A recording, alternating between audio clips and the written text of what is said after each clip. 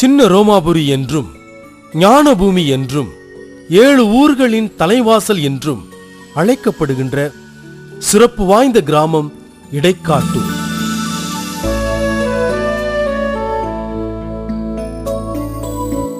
இந்திய திருநாட்டின் தென் தமிழகத்தின் சிவகங்கை மாவட்டத்திலிருந்து 17 கிலோமீட்டர் தொலைவிலும், மதுரையிலிருந்து ராமேஸ்வரம் செல்லும் தேசிய நெடுஞ்சாலையில் 39 கிலோமீட்டர் தூரத்திலும் அமைந்துள்ள முத்தனேந்தல் என்ற கிராமத்தின் வைகை ஆற்று பாலத்தை கடந்தால் இடைக்காட்டூர் நம்மை கிராமத்து மண் வாசனையுடன் வரவேற்கிறது.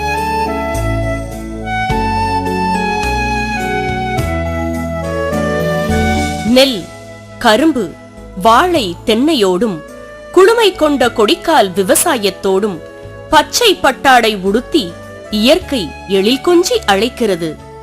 புராதன இடமாக கருதப்படுகின்ற இடைக்காட்டூரில் இடைக்காடர் எனும் சித்தர் வாழ்ந்ததாக வரலாறு கூறுகிறது.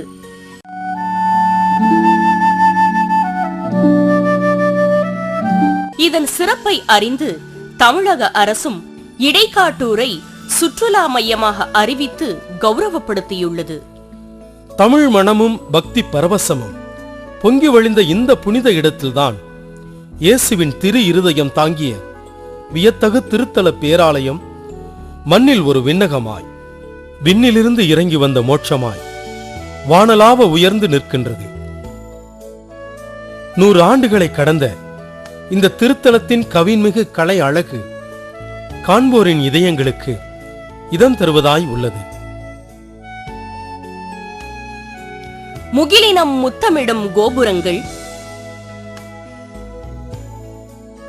உயிரோட்டமுள்ள தெய்வீக சுரூபங்கள், கம்பீரம் தாங்கும் கலையம்சமான தூண்கள், வார்ப்பு அச்சில் உருவான பூ வேலைகள், கண்மயக்கும் கண்ணாடி சித்திரங்கள்,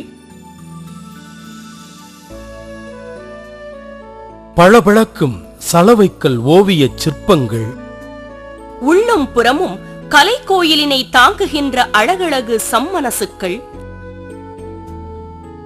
தங்க கலசம், அதனுள்ளே அருளிக்கம், அதாவது ரெலிக்ஸ் என்று பொருள்படும் புனிதர்களின் புனித பொருட்கள், பிரான்ஸ் நாட்டு ரீம்ஸ் நகர பேராலயத்தின் வடிவமைப்பில் 153 வானதூதர்கள் புடைசூழ கட்டப்பட்ட எழில்மிகு இடைக்காட்டூர் இயேசுவின் திரு இருதய பேராலயத்தின் அழகு பார்க்க பார்க்க ஆனந்தமாய் நம் நெஞ்சில் ஒட்டிக் கொள்கிறது.